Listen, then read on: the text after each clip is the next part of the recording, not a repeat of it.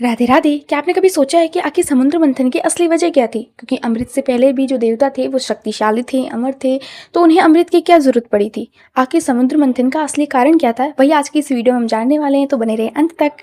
नमस्ते दोस्तों। आज हम एक बहुत ही रोमांचक और जादुई कथा के पन्नों को पलटने वाले हैं।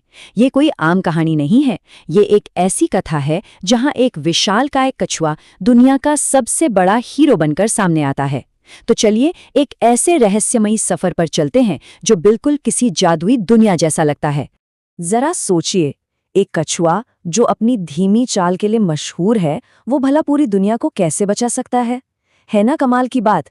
चलिए इस रहस्य से पर्दा उठाते हैं और देखते हैं कि इस जादुई और रोमांचक कहानी की शुरुआत आखिर कहां से हुई। कहानी का पहला भाग है ऋषि दुर्वासा का भारी शाप।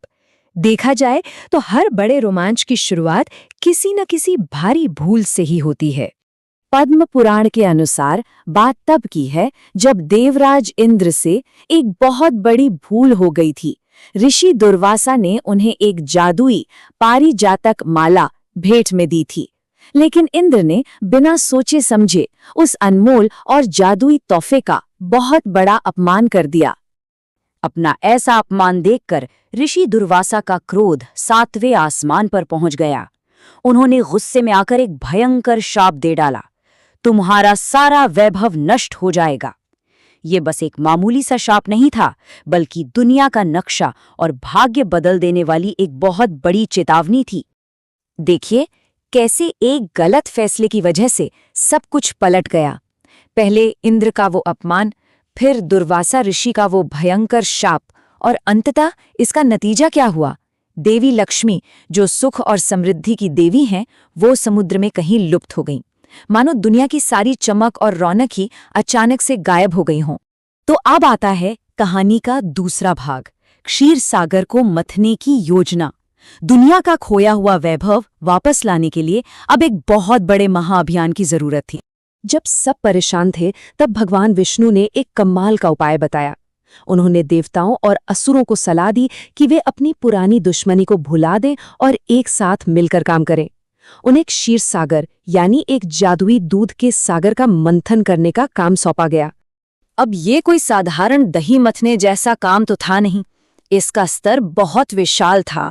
इसके लिए मंदराचल नाम के एक विशालकाय पर्वत को मथानी बनाया गया और रस्सी की जगह वहां वासुकी नाम के एक बहुत ही बड़े नाग को डोरी की तरह लपेटा गया।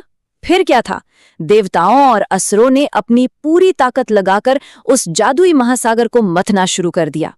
लेकिन तभी कहानी का तीसरा भाग आता है, जब मंदराचल पर्वत डूबने लगा।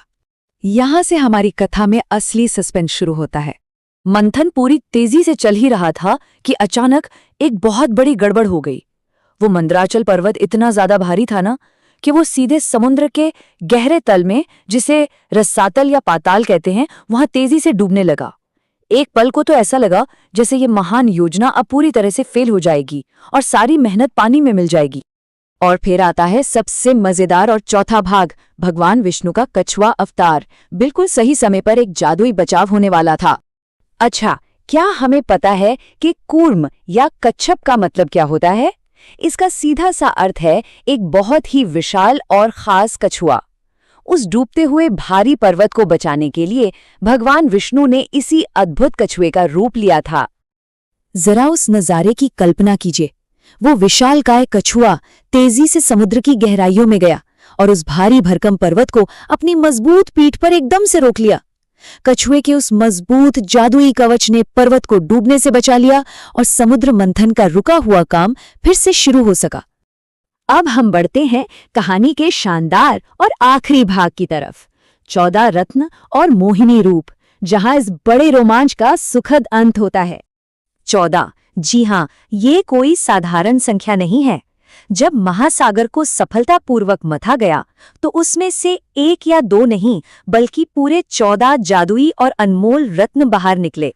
इन रत्नों में सबसे खास चीजें क्या थीं? सबसे पहले तो वो जादुई अमृत बाहर आया, और फिर देवी लक्ष्मी, जो समुद्र में लुप्त हो गई थीं, वे भी वापस लौट आईं। उस एक कछुए की मदद और सबकी एकता ने दुनिया की सारी रौनक, खुशियां और वैभव पूरी तरह से वापस लौटा दिया। वैसे इस जादुई कथा में एक और बहुत ही दिलचस्प राज छिपा हुआ है। इस पूरी घटना के दौरान भगवान विष्णु ने सिर्फ कछुए का ही नहीं बल्कि मोहिनी नाम का एक बेहद खूबसूरत और मनमोहक रूप भी धारण किया था। तो इस पूरी शानदार कथा को सुनने के बाद मन में ये सवाल जरूर आता है कि उस मोहिनी रूप के पीछे आखिर और क्या-क्या रहस्य छिपे थे और उस गहरे जादुई सागर में अभी भी कितने राज दबे होंगे। हमारी इन प्राचीन कथाओं की दुनिया में हमेशा कुछ न कुछ नया और अद्भुत सीखने को मिलता है। इस जादुई सफर में हमारे साथ जुड़ने के लिए बहुत बहुत धन्यवाद। हे वेट, अगर वीडियो अच्छा लगे वीडियो को लाइक शेयर एंड सब्सक्राइब जरूर करना। हम मिलेंगे नेक्स्ट वीडियो में, तब तक के लिए राधे राधे।